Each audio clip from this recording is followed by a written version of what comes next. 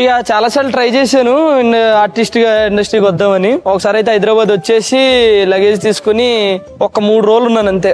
ఇక ఎక్కువ లేను, వెళ్ళిపోయాను. ఈ టార్చర్ మన వల్ల కాదు అని.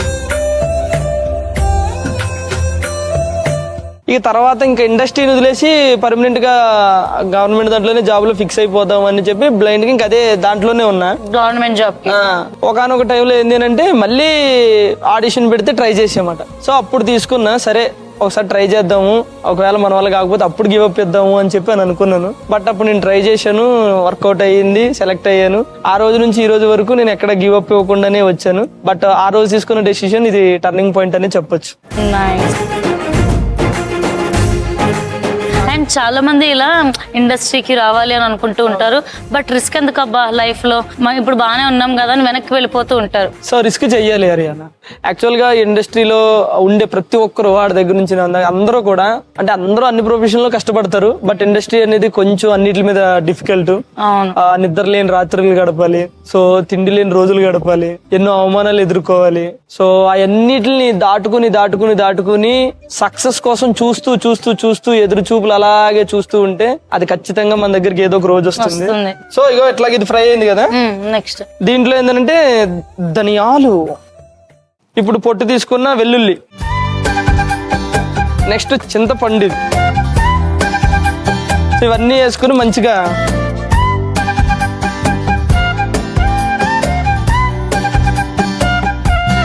సో మేము ఏం చేస్తున్నామంటే నువ్వుల పచ్చడికి మేము ఇప్పుడు ఇదంతా మిక్సీకి వేసుకోవాలి. కానీ ఇంతకు ముందు ఎపిసోడ్ లో కూడా చెప్పాను, ప్లీజ్ వేడిగా మిక్సీ జార్ ని, వేడిగా ఉన్న ప్రెషర్ కుక్కర్ ని దయచేసి ఓపెన్ చేయకూడదు, పేలుతాయి ఇవి. సో ఇది చల్లారాలి. ఇప్పుడు ఇది చల్లారే లోపు మనం నెక్స్ట్ తాలింపు వేసుకుందాం. సో ఇప్పుడు మనం అది చల్లయ్యే లోపు తాలింపు వేసుకుందాము. ఓకే, తాలింపు కూడా ఇందులో వేసుకుందాం, ఎందుకంటే ఎక్కువ వాడేసాం అనుకో మళ్ళీ తర్వాత మనమే కడుక్కోవాలి కాబట్టి.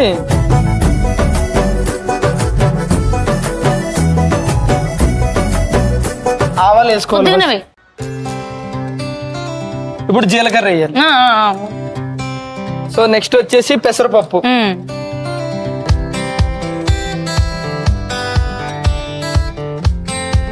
సో శనగపప్పు వేసుకున్న తర్వాత మనం మంచిగా కలుపుకోవాలన్నట్టు.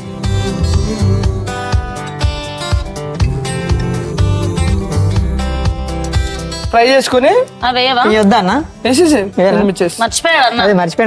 లేదు మీకోసం చూస్తున్నాను, మీరు ఏమంటారు లేదు. ఎండుమిరపకాయలు కూడా కొంచెం గోలితే. సో ఇవి అయిపోయినాయి కాబట్టి మిక్సీకి వేసేసుకుందాం. నెక్స్ట్ మిక్సీ పట్టేసేసి. సో యాక్చువల్లీ మేము ఇంతక చల్లార పెట్టాం కదండి, మిక్సీ వేడిన వేయకూడదు అని చెప్పేసి. దీంట్లో మీకు ఆల్రెడీ ఐడియా ఉంది, తాలింపుకు సంబంధించినవన్నీ వేసుకున్నాం. దాంతో పాటు ఇప్పుడు ఏంటంటే మేము కొద్దిగా నువ్వులు కూడా వేసుకుంటున్నాం. సో మనం నువ్వులు వేసుకుంటున్నాం కాబట్టి ఇది నువ్వుల పచ్చడే కదా. నువ్వా నేనా అంటే నువ్వే అనుకో. నేను ఏం చేసి మధ్యలో నువ్వు వచ్చి నువ్వు వండినట్టు తాలింపు వచ్చుడు చెయ్యి మరి. సో ఇవన్నీ దాంట్లో ఏదో ఇన్వాల్వ్మెంట్ నాకు. సో మంచిగా ఈ నువ్వులన్నిటిని ఇందులో వేసుకోవాలన్నట్టు, కింద పడకుండా వేసుకోవాలి. ఎందుకు అట్లా కథలు చెప్పానా ఇన్వాల్వ్ అవ్వద్దని. నువ్వు ఈ చూడు కింద మొత్తం అలగపోస్తున్నావు. నీలాంటి పిల్లం ఉంటే గనక సంసారం 3 ముక్కలు 6 పువ్వులు అవుతుంది. మంచిదే కదా, హ్యాపీగా ఉంటాం అందరం. హ్యాపీగా ఆడుంటూ గుడిమెట్ల మీద ఉంటావు. సో ఇగో ఇందులో నువ్వులు వేసుకున్నాం కదా. ఇప్పుడు దీంట్లో కొంచెం జీలకర్ర, పచ్చి జీలకర్ర వేసుకుంటున్నా. పచ్చిదే. ఓకే. సో కొత్తిమీర కూడా వేసుకుని మంచిగా కొంచెం వాటర్ వేసుకోవాలన్నట్టు. సో నానబెట్టిన కొత్తిమీర వాటర్ వేస్తున్నావు. అట్లా వేయచ్చా? కడిగిందేనా? ఇది కడిగింది అమ్మా. ఈ వాటర్ అన్ని కదా ఏదైనా కొంచెం లైట్ గా, ఎందుకంటే మనకి గ్రైండ్ అవ్వాలి కదా. ఈ కొంచెం ఇట్లా వేసుకుని మిక్సీకి వేయాలి, మిక్సీ పట్టేయాలి. మరి నేనేం పని చేయలేదు అంటారు, నేను మిక్సీ కన్నా ఇస్తాను.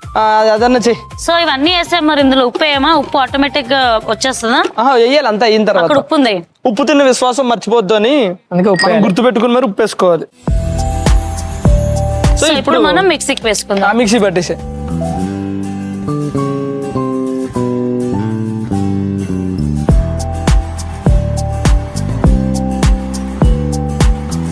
నువ్వుల పచ్చడి మనం డిష్ అవుట్ చేసుకుంటున్నాం. మన నూకరాజు గారు చేసిన స్పెషల్ నువ్వుల పచ్చడి.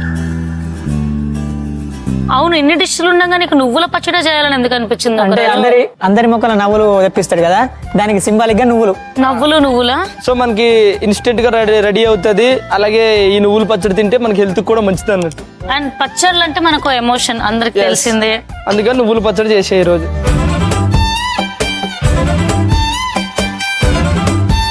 దీంట్లో మనం కొద్దిగా తాలింపు వేసుకుంటున్నాం. మీరు గమనిస్తే కనుక మేము ఆయిల్ కూడా చాలా తక్కువ వేసుకున్నాం.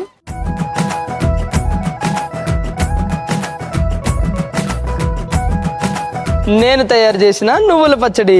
Nookaraju, thank you so much. ఈరోజు షోకి వచ్చినందుకు మేము కడుపుబ్బా నవ్వుకున్నాం, మంచి రెసిపీస్ తెలుసుకున్నాం, ఎంటర్టైన్ కూడా అయ్యాం. సో మా వంటాస్టిక్ షో తరపున నీకోసం special gift hamper. Thank you.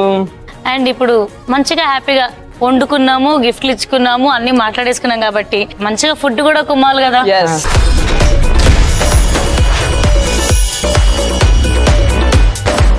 So friends, palak శనగల కూర అండ్ అలాగే నువ్వుల పచ్చడి తయారు చేసుకునే విధానం ఒకసారి రీక్యాప్ చూసేయండి. పాలక్ శనగల కూర తయారు చేసుకోవడానికి ముందుగా ఒక బౌల్లో కొద్దిగా పెరుగు, శనగపిండి, ధనియాల పొడి, కారం, మిరియాల పొడి వేసి కలుపుకోవాలి. ఒక పాన్ తీసుకొని కొద్దిగా ఆవ నూనె, ఆవాలు, జీలకర్ర, ఎండుమిర్చి, కరివేపాకు, పసుపు, అల్లం, పచ్చిమిర్చి, ఇంగువ వేసి కలుపుకోవాలి. ఉడికిచ్చిన శనగలు, తరిగిన పాలకూర కూడా వేసి బాగా కలుపుకోవాలి. ముందుగా కలిపి ఉంచుకున్న పెరుగు మిశ్రమాన్ని కూడా వేసి కలుపుకొని కొద్దిగా నీళ్లు, ఉప్పు వేసి 10 నిమిషాలు ఉడికించుకొని ఒక సర్వింగ్ బౌల్ లోకి తీసుకుంటే ఎంతో టేస్టీగా ఉండే పాలక్ శనగల కర్రీ రెడీ. నువ్వుల పచ్చడి తయారు చేసుకోవడానికి ముందుగా ఒక పాన్ లో నువ్వుల్ని డ్రై రోస్ట్ చేసుకొని పక్కన పెట్టుకోవాలి. అదే పాన్ లో కొద్దిగా నూనె వేసి ఎండుమిర్చి, ధనియాలు, వెల్లుల్లి, చింతపండు వేసి వేయించుకోవాలి. ఇప్పుడు దీన్ని ఒక మిక్సీ జార్ లోకి తీసుకొని ఇంకొక పాన్ లో కొద్దిగా నూనె, ఆవాలు, జీలకర్ర, పెసరపప్పు, శనగపప్పు, ఎండుమిర్చి వేసి తాలింపు వేసుకోవాలి. ఫ్రై చేసుకున్న నువ్వులు, పచ్చి జీలకర్ర, కొత్తిమీర, కొద్దిగా వాటర్, కొద్దిగా ఉప్పు కూడా వేసి గ్రైండ్ చేసుకుని పైనుండి తాలింపు వేసి ఒక సర్వింగ్ బౌల్ లోకి తీసుకుంటే నువ్వుల పచ్చడి రెడీ. తినేద్దామా? ఇంకా రెడీ రెడీ రెడీ. మొదలెడదాం. ఇక మొదలెడదామా?